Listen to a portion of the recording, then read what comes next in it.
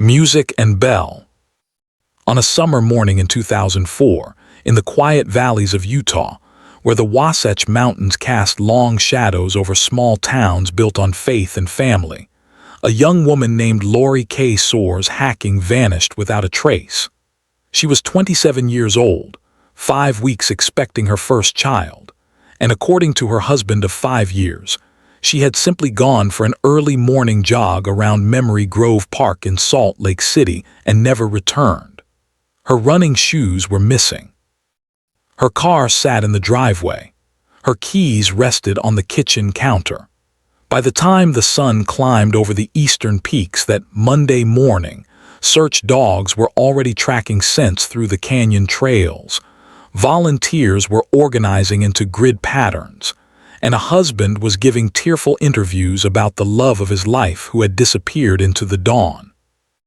But in the days that followed, as investigators pieced together cell phone records and credit card receipts, as they measured distances and compared stories, as they watched a grieving spouse with the trained eyes of people who have seen deception wear 1,000 different faces, a different picture began to emerge. The question that would haunt Salt Lake City for weeks was not where Lori had gone, but whether she had ever gone jogging at all. Salt Lake City sits in a valley ringed by mountains, a place where the urban sprawl of nearly 200,000 people gives way quickly to wilderness. Memory Grove Park, where Mark Douglas Hacking claimed his wife had vanished, stretches along the lower reaches of City Creek Canyon, a popular spot for morning runners and dog walkers, a place where the sounds of the city fade into the rushing of water over stone. The park holds monuments to wars and remembrance, shaded pathways beneath cottonwood trees, and on any given summer morning, dozens of people pass through its grounds before the heat of the day settles into the valley. It was the kind of place a young woman might choose for a morning run, the kind of place that felt safe in a city that still thought of itself as safe. The elevation sits at just over 4,000 feet above sea level, and in July the mornings break cool and clear before the temperature climbs into the 90s by afternoon. Runners know to get their miles in early, before the sun turns the valley into a basin of heat. The neighborhood where Mark and Lori Hacking lived, Federal Heights, occupies the northeast bench of Salt Lake City, a modest area of apartment complexes and older homes where young professionals and university students make their lives. The apartments are practical rather than luxurious, the kind of place people live when they are saving money or planning their next move. Trees line the streets. Children play in small parks. It was the kind of neighborhood where people recognized their neighbors, where a missing person poster would be noticed and talked about, where community still meant something more than geography.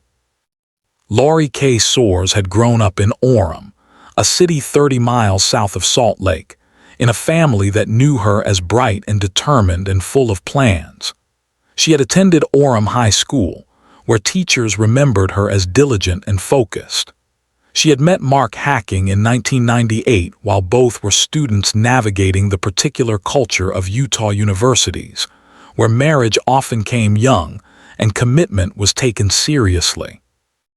They had married in 1999 in a ceremony that friends later described as joyful and full of promise, a gathering of families who believed they were witnessing the beginning of a long partnership. By 2004, they had been together long enough to have accumulated the ordinary details of a shared life. Favorite restaurants, inside jokes, routines that had become comfortable through repetition. Lori worked as a stockbroker at Wells Fargo, a detail-oriented job that required her to be at her desk by a certain hour each morning, to track markets and manage client portfolios with precision. Her coworkers described her as professional and warm, someone who remembered birthdays and asked about families, someone who took her work seriously, but did not let it consume her. She talked about wanting children, about the life she and Mark were building, about their plans to move across the country for what she believed was Mark's medical education. She had given notice at Wells Fargo in early July, telling her colleagues that she would miss them, but that this move represented everything they had been working toward. Mark had told everyone he was finishing his undergraduate degree at the University of Utah, preparing for medical school.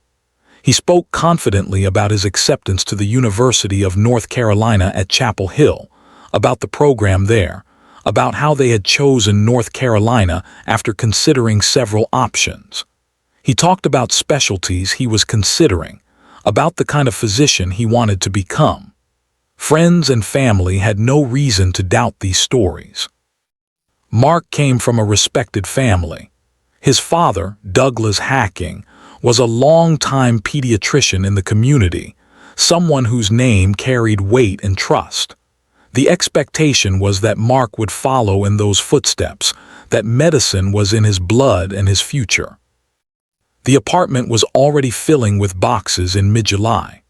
Lori had been packing systematically, labeling containers, organizing their belongings for the cross-country move. She had researched neighborhoods in Chapel Hill, had looked at apartments online, had begun the mental process of imagining their life in a new place. She had told her mother about the pregnancy just days before she disappeared, sharing the news with excitement and a little nervousness about the timing, about being pregnant during a major move, but confident that she and Mark would manage it together. On the evening of Sunday, July 18, 2004, neighbors later reported seeing lights on in the Hacking apartment. Nothing unusual, nothing that suggested the ordinary rhythm of a Sunday night had been disturbed. The weather had been warm, typical for mid-July in the valley, with temperatures during the day reaching into the low 90s. By evening, the air had cooled enough to be comfortable, dropping into the 70s.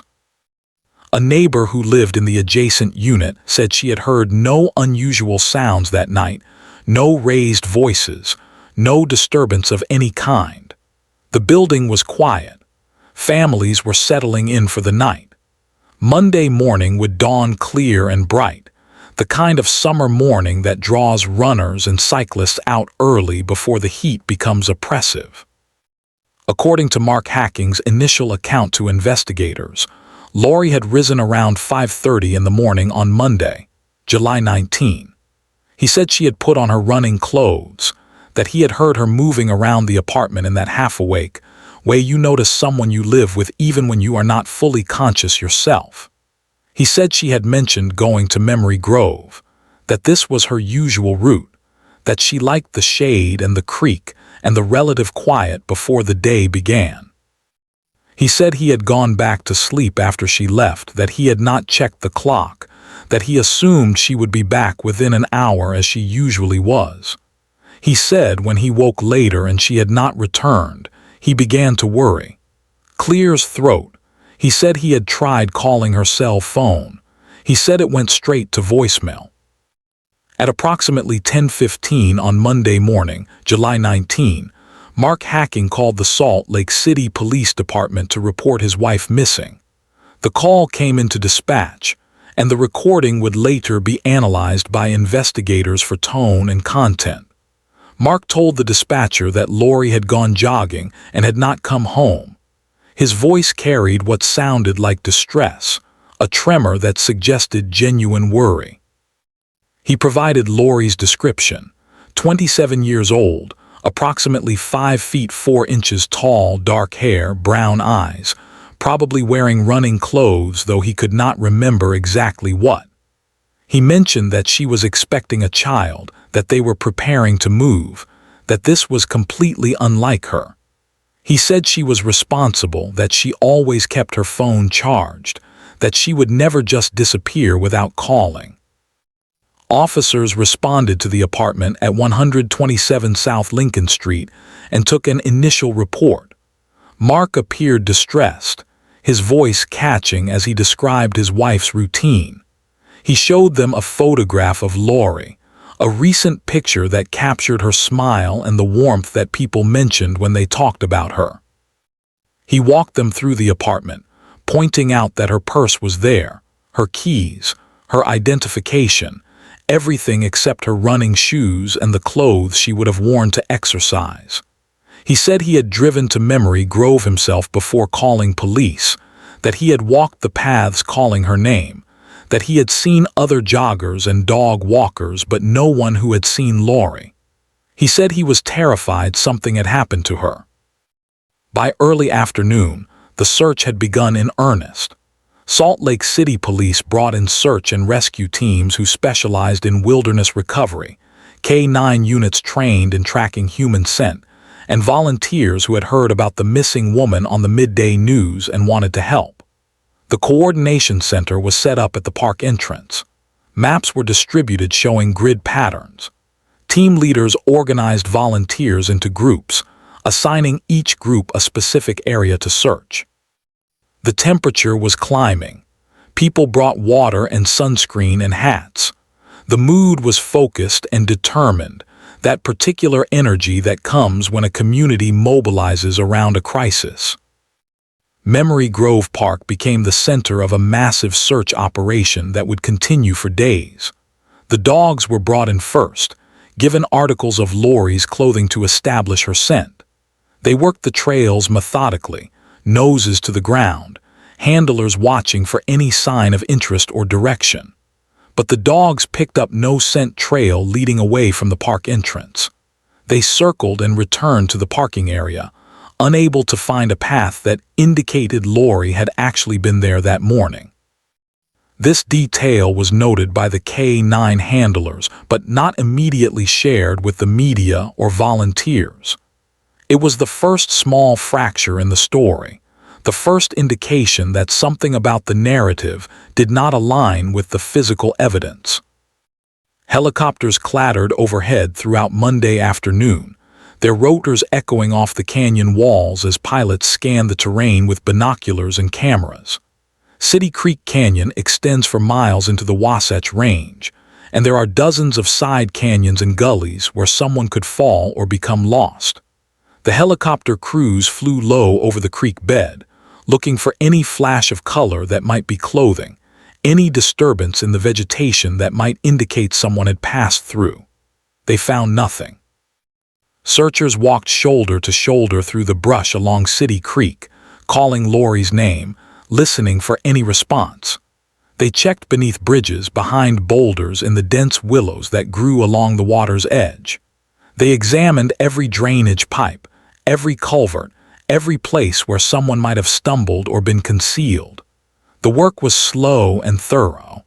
Volunteers stayed until darkness made searching impossible, and then they returned the next morning to continue. By Tuesday evening, hundreds of people had participated in the search. Local businesses had donated food and water. Television crews had set up at the park entrance, broadcasting live updates. And still, there was no sign of Lori hacking. The community response was immediate and overwhelming. In a city where neighborliness still meant something, where people knew the faces of those who lived on their street, the disappearance of a young, expectant mother struck a deep chord. Volunteers arrived at the park by the dozens on Monday, by the hundreds on Tuesday. They posted flyers with Lori's photograph on telephone poles and shop windows throughout the city. The photo showed a woman with dark hair and a warm smile, the kind of face that people said they would remember if they had seen her. Local television stations led their evening broadcasts with the story. The missing woman became the topic of conversation at dinner tables and offices throughout the valley. Reporters interviewed Mark hacking outside the apartment on Monday evening, and viewers watched as a young man who seemed barely able to stand under the weight of his grief described his wife. His voice broke when he talked about the pregnancy, about how excited they had been, about how he could not understand where she had gone or what could have happened. He said they had been together since they were practically kids themselves, that she was his best friend, that he needed her to come home. He appealed directly to the camera, asking anyone who had seen anything to please call police. The performance was compelling. Viewers called in tips. Volunteers signed up to search. The city rallied around what appeared to be a husband in crisis. But even in those first hours, small inconsistencies began to appear to those whose job it was to notice such things. Investigators who arrived at the apartment on Monday observed that Lori's car, a blue Honda Accord, was in the parking lot, which matched Mark's story that she had gone jogging from home. Her keys were inside the apartment, also consistent with someone who had left on foot. But when they asked about what Lori had been wearing, Mark's description was vague. He thought maybe gray shorts or possibly black, maybe a white shirt, or it could have been blue. He could not remember if she had taken a water bottle. He was not sure if she had mentioned seeing anyone she knew at the park. For a husband describing his wife's last known movements, the lack of detail was noted. When they asked about the exact time she had left, Mark could not be precise. He said perhaps 5:30 or maybe closer to 6. He said he had been asleep, that he had heard her but had not really been awake. He said the next thing he remembered clearly was waking up later and realizing she had not returned. Investigators asked what time that was. Mark said he thought around 9, maybe 9:30. They asked what he had done then. He said he had tried calling her phone. He said when she did not answer, he had driven to Memory Grove to look for her himself. They asked what time he had gone to the park. He said probably around 9:30 or 10. They asked if he had seen anyone there. He said a few joggers, but he had not stopped to ask if they had seen Lori because he was focused on finding her himself. The timeline was beginning to accumulate small questions. If Lori had left between 5:30 and 6 in the morning, and Mark had not realized she was missing until after 9, that represented at least 3 hours, possibly closer to 4. For a woman who regularly jogged the same route and was usually back within an hour, would a husband really sleep that long without noticing her absence? Investigators made notes but did not press the point in the initial interview. They were still operating under the assumption that this was a missing person case, that Lori might have fallen and been injured. That time was critical in finding her. Those who knew Mark from the University of Utah began calling investigators late Monday and into Tuesday with information that did not align with the narrative Mark had presented about his life. One caller mentioned that Mark had not actually been enrolled in classes for more than a year. Another suggested that his medical school acceptance might not be real, that they had heard rumors Mark had been lying about his academic status. A former classmate said Mark had dropped out of the university without telling anyone, that he had been pretending to attend classes while actually doing something else with his days. These calls prompted investigators to begin checking records. By Tuesday morning, July 20, detectives had obtained access to Mark's academic records at the University of Utah. What they found confirmed what the callers had suggested. Mark Hacking was not enrolled in classes. He had not graduated. He was not on track to graduate. His academic career had effectively ended more than a year earlier when he had stopped attending courses, though he had apparently told no one, continuing to maintain the fiction that he was a student working toward a degree and medical school. Investigators also began checking with the University of North Carolina at Chapel Hill. They contacted the admissions office for the medical school. There was no record of Mark Hacking having applied, much less been accepted. The entire story of the move to North Carolina, the medical education that awaited, the new beginning that Lori had been preparing for, was fabrication.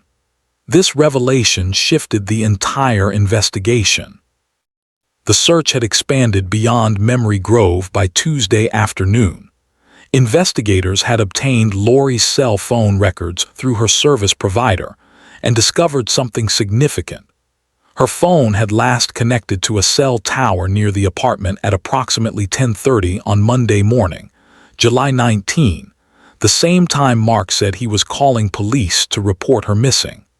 Her phone had not pinged any towers near Memory Grove at any point that morning.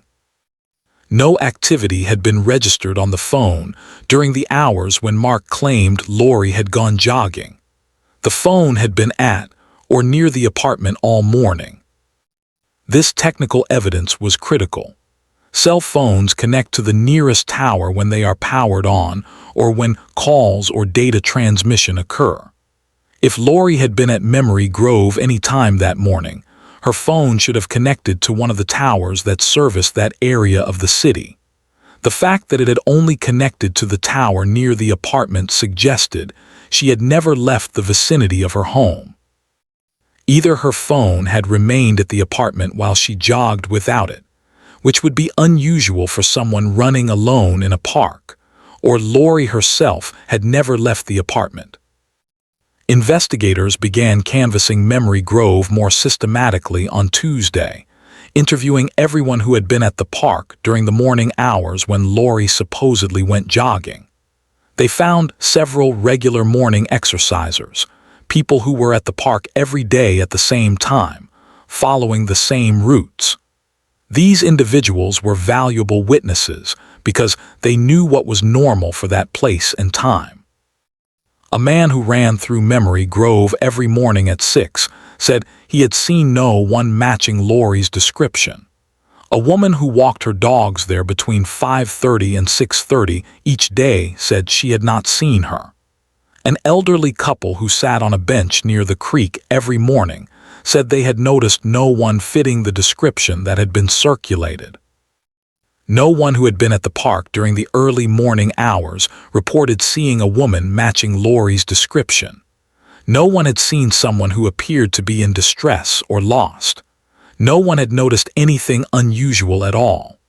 It was a normal Monday morning at Memory Grove Park, with the usual collection of early exercisers and dog walkers, but apparently without Lori hacking.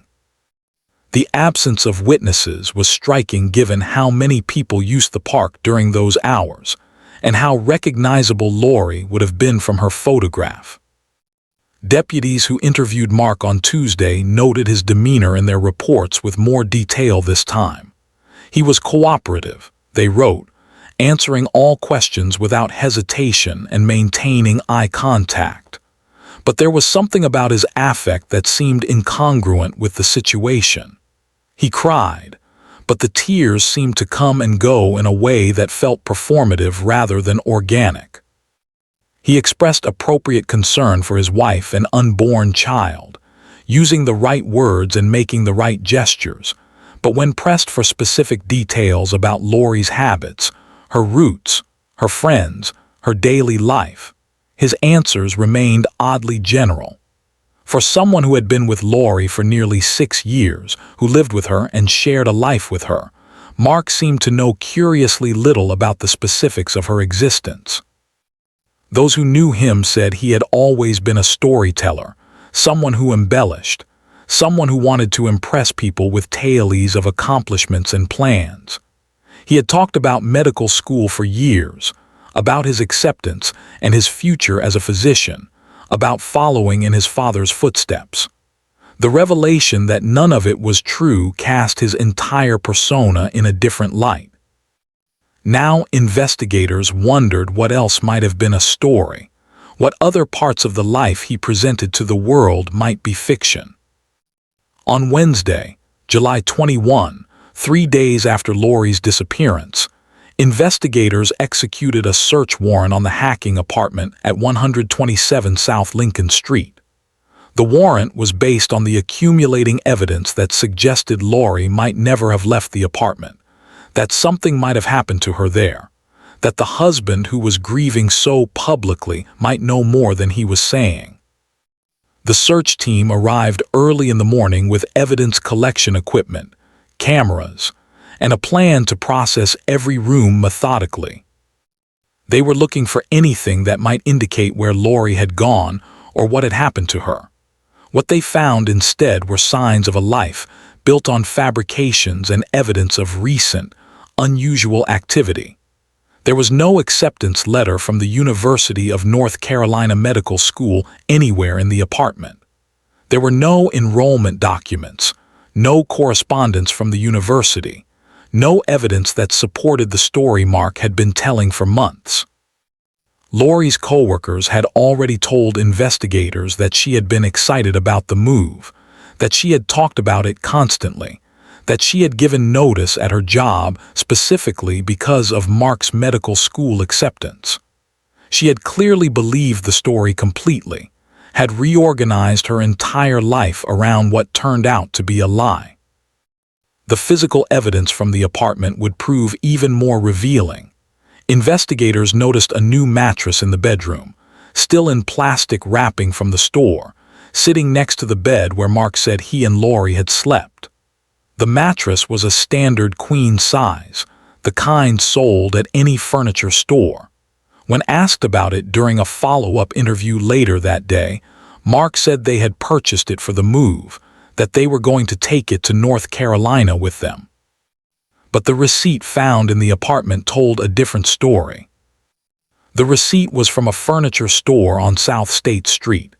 It showed that Mark had purchased a new mattress and box spring at approximately 11 in the morning on Monday, July 19, the same day Lori disappeared. The timestamp on the receipt was clear: 11:04 a.m. This meant that Mark had gone to a furniture store and purchased a new mattress within hours of reporting his wife missing, at a time when, according to his account, he should have been frantically worried about her disappearance and focused on finding her. The old mattress that had been on the bed was missing. So were the bedsheets. So were the pillows. All of the bedding had been removed from the apartment. Detectives also found a receipt from a local store showing that Mark had made other purchases on Monday morning. He had bought cleaning supplies, including bleach and trash bags.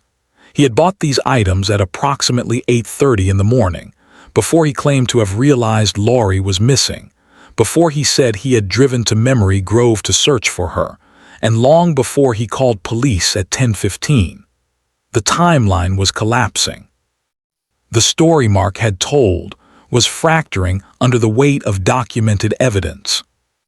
The investigation had shifted fundamentally. This was no longer a search for a missing jogger who might have been injured or lost in the canyon. This was now a potential homicide investigation, and the prime suspect was the husband who had appeared on television pleading for his wife's safe return. Investigators began looking at dumpsters and landfills. They reviewed surveillance footage from stores near the apartment. They tracked down everyone Mark had called or texted in the days before and after Lori's disappearance. They interviewed his family, his friends, his former classmates. They built a timeline of his movements on Monday morning, and that timeline revealed a pattern of activity that was incompatible with the story of a worried husband searching for his missing wife. Surveillance footage from the furniture store showed Mark's vehicle at the dumpster behind the building early Monday morning, before the store opened. The timestamp on the security camera recording showed the vehicle there at approximately 7:30 a.m. Mark could be seen getting out of his car, opening the trunk, and wrestling what appeared to be a large rolled item toward the dumpster. The footage was grainy but clear enough to show he was alone, that he struggled with the weight of whatever he was disposing of, and that he spent several minutes at the dumpster before getting back in his car and leaving. Investigators contacted the waste management company that serviced that particular dumpster.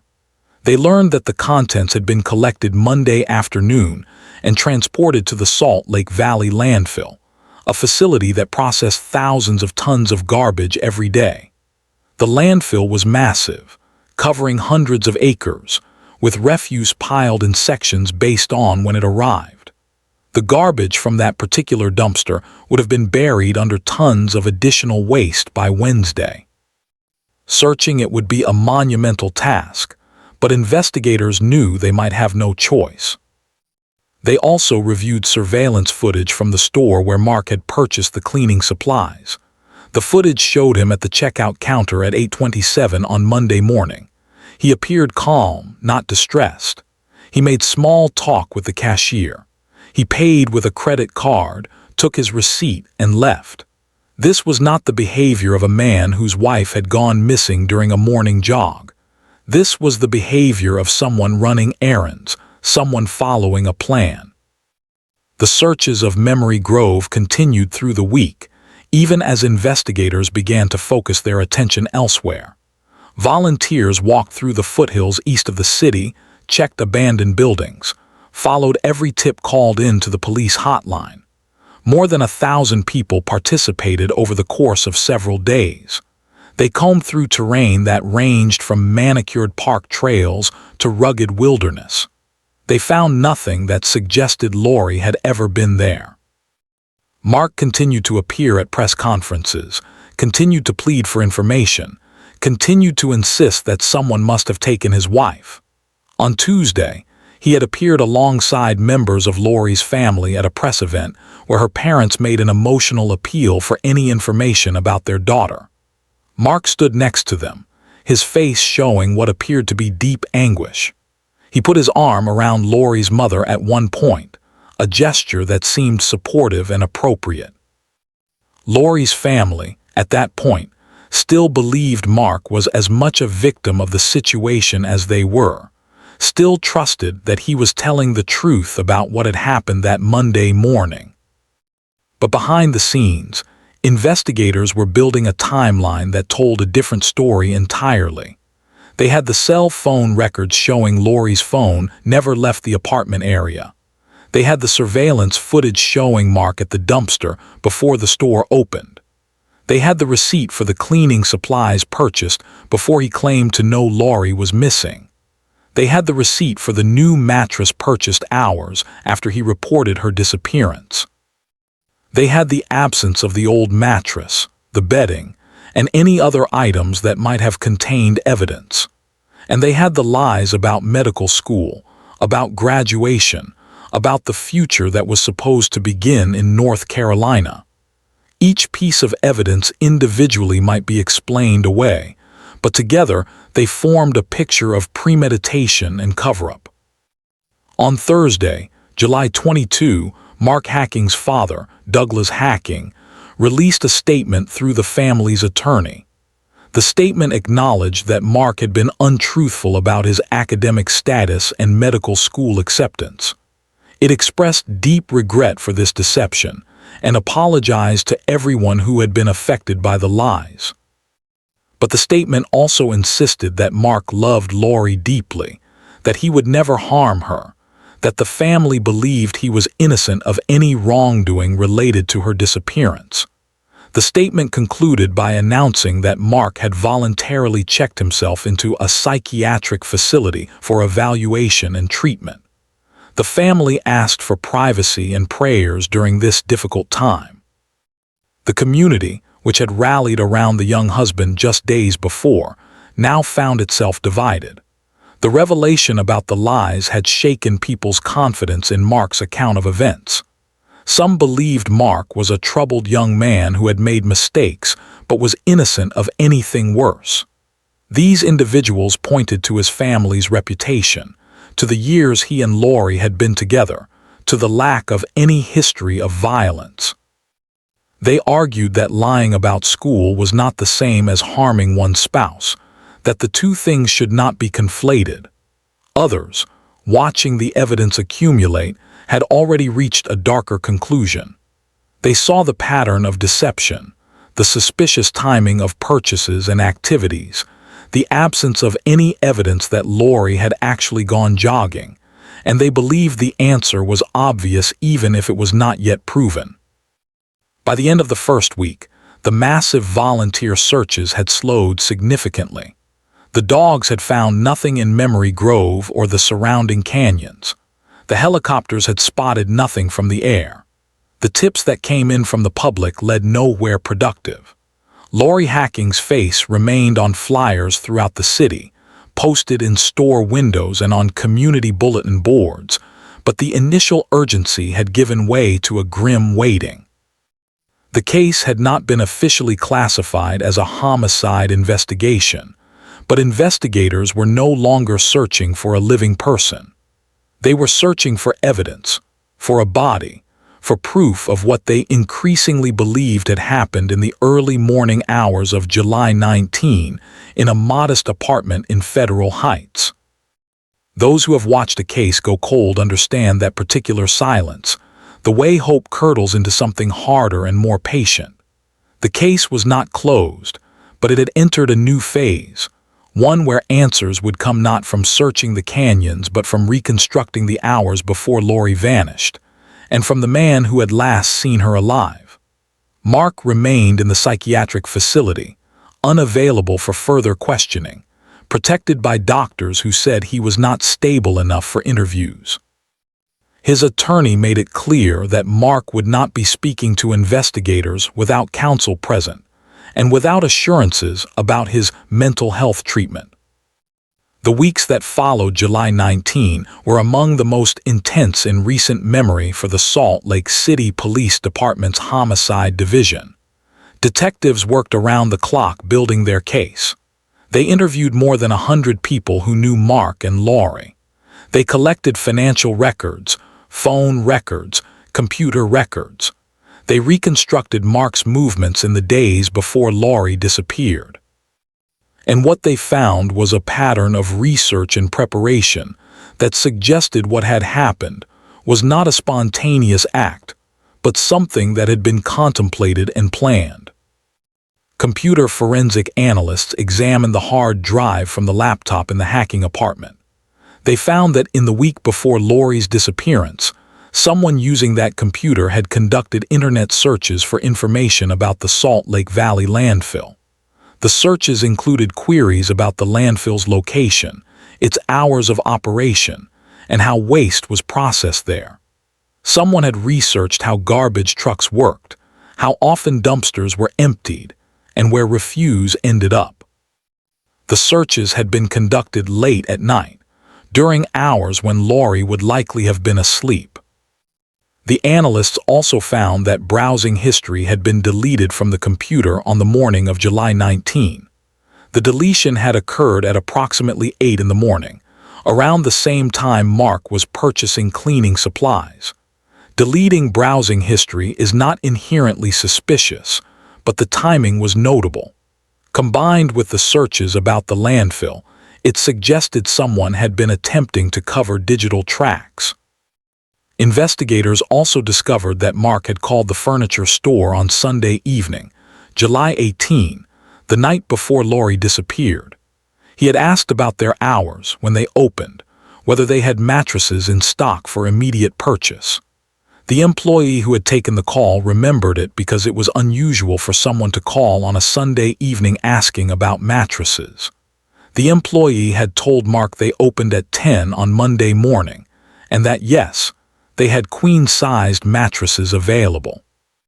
Mark had thanked him and ended the call.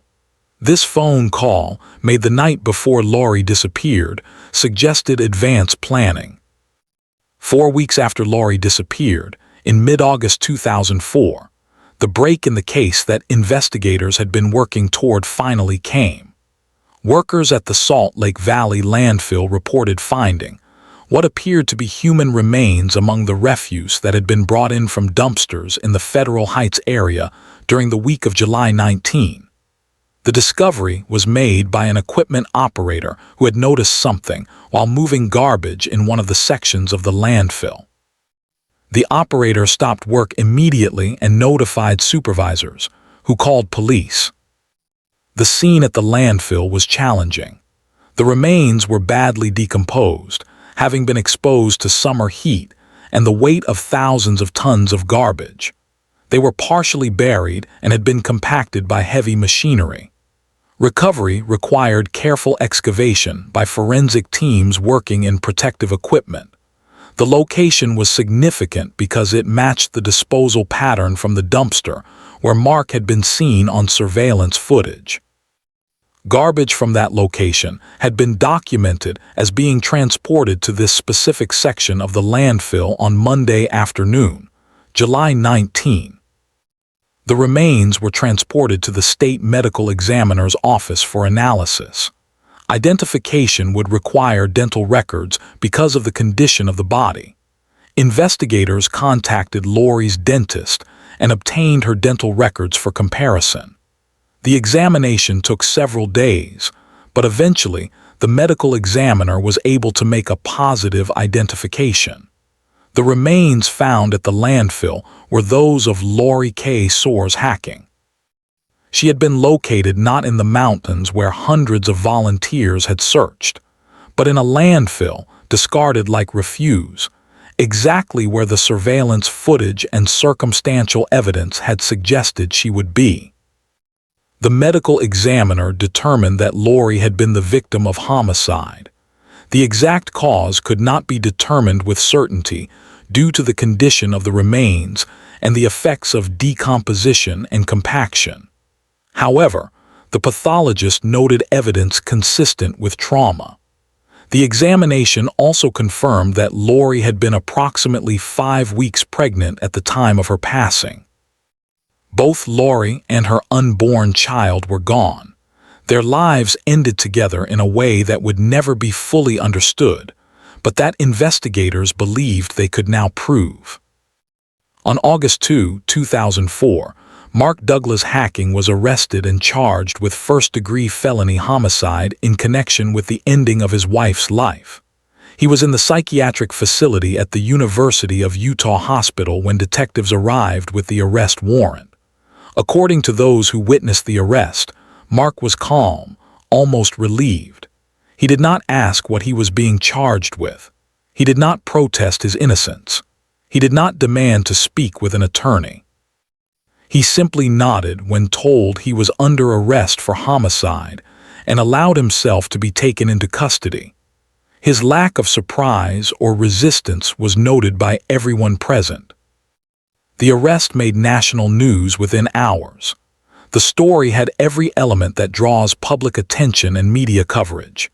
A beautiful victim, a seemingly devoted husband, a web of elaborate lies, a pregnancy, a massive community search, and the shocking revelation that the person everyone had been rallying around was accused of being responsible for the very tragedy he had been grieving.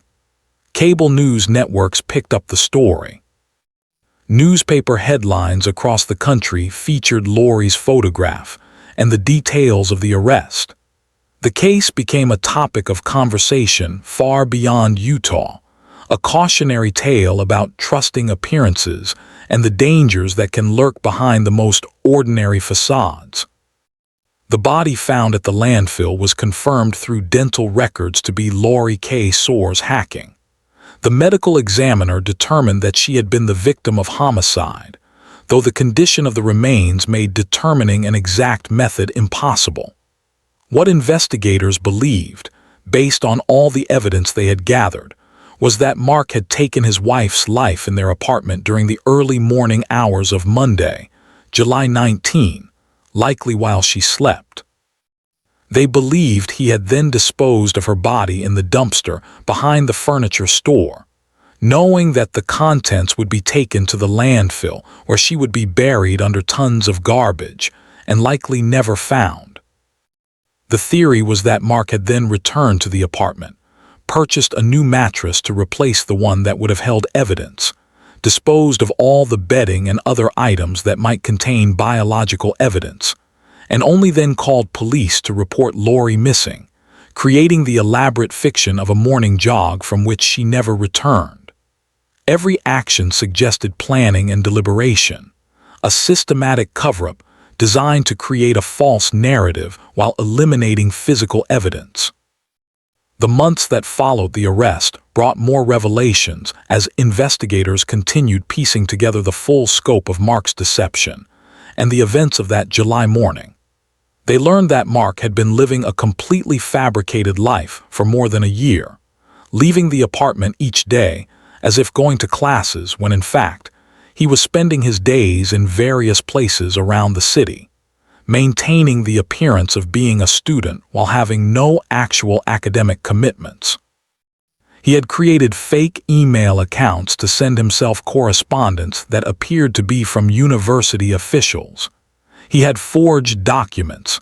He had told elaborate stories about professors and coursework and exams, all of it fiction. Friends told investigators that in the days before Lori's disappearance, Mark had seemed increasingly stressed. The move to North Carolina was approaching. Lori would soon discover there was no medical school acceptance, no enrollment, no future as a physician's wife waiting for her. The lies that Mark had maintained through careful performance were about to be exposed in a way he could not control or explain away. Several people who knew him speculated that he had felt trapped, that he had seen his whole false life collapsing, and had made a terrible choice rather than face the consequences of his deception. Lori's parents, Eraldo and Thelma Soares, spoke publicly after the arrest, their grief mixed with anger and confusion. They had trusted Mark. They had welcomed him into their family. They had believed his stories about school and his future. They had been preparing to celebrate the birth of their first grandchild. Now they were planning a funeral for their daughter and an unborn grandchild who would never take a breath. Mrs. Soares told reporters that Lori had called her excited about the pregnancy just days before she disappeared, that she had sounded happy and hopeful about the future. The contrast between that phone call and what came after was almost impossible to process. The legal proceedings moved slowly through the remainder of 2004 and into 2005. Mark Hacking was held without bail at the Salt Lake County Jail. His attorneys entered a plea of not guilty at his initial arraignment, but behind the scenes, negotiations were taking place between the defense and prosecutors from the Salt Lake County District Attorney's Office. The evidence was overwhelming. The timeline was clear. The physical evidence, though largely circumstantial, all pointed in one direction. And Mark himself, according to those who spoke with him, seemed to understand that there was no credible defense against the charges he faced. Prosecutors had the surveillance footage showing Mark at the dumpster. They had the receipts showing his purchases of cleaning supplies before reporting Lori missing and a new mattress hours after. They had the computer searches about the landfill. They had the cell phone records showing Lori's phone never left the apartment. They had the absence of any witnesses who saw Lori at Memory Grove. They had the missing mattress and bedding. They had the lies about medical school. And they had Lori's body, recovered from exactly where the evidence suggested Mark had disposed of her. Any one of these elements might be explained, but together they formed an insurmountable case. In the months following his arrest, as autumn turned to winter and then to spring of 2005, the case moved through preliminary hearings and procedural motions. Mark's family continued to visit him in jail, though the strain of the situation was evident. Douglas Hacking, the respected pediatrician whose son was accused of such a terrible act, aged visibly during these months. Friends said the whole family was devastated, torn between their love for Mark and the horror of what he was accused of doing. They maintained that Mark needed mental health treatment, that something had broken in him, that the person who could do what he was accused of doing was not the son and brother they had known. Lori's family attended every hearing, sitting in the courtroom gallery, their presence a reminder of who the true victim was in this case. They listened to motions and arguments, endured the technical language of the legal system, waited for something that might feel like justice. Thelma Soares told a reporter that she felt like she was living in a nightmare that would not end, that every morning she woke up hoping it had all been a terrible dream, only to remember that her daughter was truly gone. On April 15, 2005, nearly 9 months after Lori's body was found and more than 8 months after his arrest, Mark Douglas Hacking appeared in 3rd District Court and pleaded guilty to first-degree felony homicide. The plea was part of an agreement negotiated between his defense attorneys and prosecutors. In exchange for the guilty plea, prosecutors agreed not to seek the ultimate penalty, instead recommending a sentence of 6 years to life in prison. Mark would be eligible for parole after serving a minimum of 6 years, though given the circumstances of the case, those familiar with the Utah Board of Pardons and Parole said it was highly unlikely he would ever actually be granted release. As part of the plea agreement, Mark agreed to provide a full account of what had happened on the morning of July 19, 2004. The statement was given to investigators in a recorded interview conducted at the jail. According to the account Mark provided, he had awakened early that Monday morning already knowing what he intended to do. He had been thinking about it for days, he said, ever since he realized that the move to North Carolina was imminent and that Lori would soon discover all his lies. He said he felt he had no way out, that he could not face telling her the truth, that he could not face the disappointment and anger he knew would come. He said that Lori was still asleep when he retrieved a small caliber rifle from where it had been stored in the apartment. The rifle belonged to his father and had been kept at their residence. He said that while Lori slept, unaware, he made his choice. The details of exactly what happened next were not released publicly out of respect for the Soares family, but the result was clear. Lori never woke up. She never knew what was happening. Whatever small mercy that represented was the only one in this entire tragic story. Mark said he had then wrapped Lori's body carefully, working methodically in those early morning hours. He said he had put her in the trunk of their car, along with the mattress and bedding that would contain evidence. He said he had driven to the furniture store where he had called the night before, that he had arrived before the business opened, and that he had disposed of everything in the dumpster there. He said he knew the garbage would be collected that day and taken to the landfill. He said he had researched this specifically, that he had planned for her to be buried where she would never be found. After disposing of the body and evidence, Mark said he had returned to the apartment and begun creating the cover story. He purchased cleaning supplies and scrubbed surfaces. He purchased a new mattress so the bedroom would look normal. He created the story about Lori going jogging, a routine activity that would explain her absence without seeming suspicious. And then he had called police and performed grief for the cameras and allowed hundreds of people to search for someone he knew was already beyond saving. This calculated deception, this willingness to manipulate an entire community's goodwill, was in some ways as chilling as the original act. The courtroom was silent as these details were read into the record during the sentencing hearing. Lori's mother sat in the front row, her face streaked with tears that had been falling since Mark began speaking. Her husband sat beside her, his arm around her shoulders, both of them aging visibly under the weight of hearing exactly how their daughter had been taken from them. Mark's parents sat on the opposite side of the courtroom, their expressions showing a different kind of anguish, the particular pain of a parent confronting the monstrous actions of a child they raised and loved. Several members of Lori's family gave victim impact statements before the sentencing. Her mother spoke about the daughter she had lost, about the grandchild she would never meet, about the future that had been stolen. She spoke directly to Mark at one point, asking him why, asking him how he could have done this to someone who loved him and trusted him completely. Mark sat at the defense table with his head down, not meeting her eyes.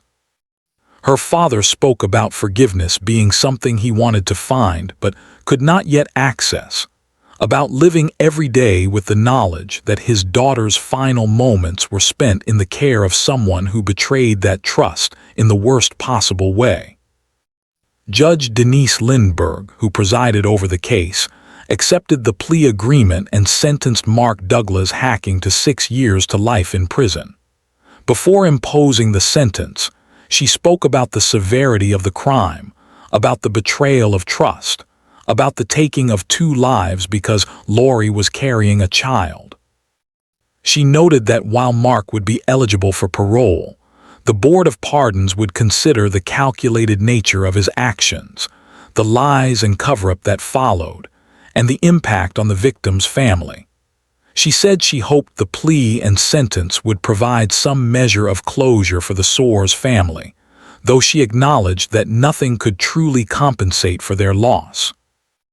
The media coverage of the plea and sentencing was extensive, with national outlets revisiting the case and providing updates on the resolution. The story was covered in newspapers from coast to coast, discussed on cable news programs, and analyzed in true crime forums and discussion groups. The case had captured public attention not just because of the tragic outcome, but because of what it revealed about deception and trust, about how well someone can hide their true nature, about the danger of building a life on lies. In the years since the conviction, Mark Hacking has remained incarcerated in the Utah State Prison. He has appeared before the parole board multiple times and been denied release each time. He has given occasional interviews from prison in which he has expressed remorse, though those who listen to such statements often wonder about sincerity in a man who proved himself capable of such sustained and calculated deception. He has said that he thinks about what he did every day, that he wishes he could take it back, that he understands he deserves to be where he is. Whether these statements represent genuine remorse or another performance is something only he can know. His parents have continued to visit him over the years, maintaining a relationship with their son despite everything. This choice has been criticized by some who believe they should cut all ties, but others understand that parents love their children even when those children do terrible things. The Hacking family has largely retreated from public life, carrying the burden of their association with this case quietly. The Soares family has tried to build a life around the hole that Lori's absence left, a hole that can never be filled. They have established a scholarship in Lori's name at the University of Utah, providing financial assistance to students studying business, the field Lori excelled in. They have participated in events supporting victims' families. They have spoken about their daughter when asked, keeping her memory alive in a way that focuses on who she was rather than how she died. But the grief remains, a constant presence in their lives. For those who have noticed the small details that do not fit in someone's story, who have felt the instinctive unease that comes from watching someone perform emotion rather than feel it, the case of Lori Hacking offers validation of those instincts. The investigators who worked the case later said that from the very first interview with Mark, something felt wrong. His story was too rehearsed. His emotions seemed calibrated for effect rather than arising from genuine feeling. The small inconsistencies in his account, the vague descriptions, the timeline that did not quite work, all accumulated into a picture of deception that their training and experience helped them recognize. The case also demonstrated the importance of following evidence rather than assumptions. On the surface, Mark Hacking appeared to be exactly what he claimed: a devoted husband, a future physician, a young man building a promising life. His family was respected in the community. He had no history of violence. Nothing about his presentation suggested he was capable of what he was ultimately convicted of doing, but investigators did not rely on appearances. They checked phone records and surveillance footage and academic records and computer searches. They built a timeline based on documented facts rather than verbal accounts, and that methodical approach revealed the truth hidden beneath the performance. The danger of a life built on lies was another lesson this case taught in the starkest possible way. Mark Hacking had lied about his education for years, had told Lori he was graduating when he was not, had told her he was applying to medical schools when he was not, had told her he had been accepted when he had not.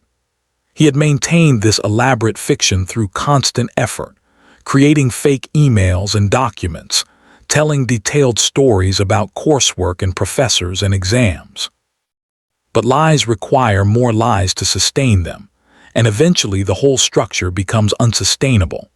When Mark reached the point where exposure was inevitable, when Lori was days away from discovering that their planned move was based entirely on fabrication, he chose to eliminate her rather than face the consequences of his deception. That choice revealed not just dishonesty, but a fundamental lack of moral foundation, a willingness to prioritize his own comfort over another person's life.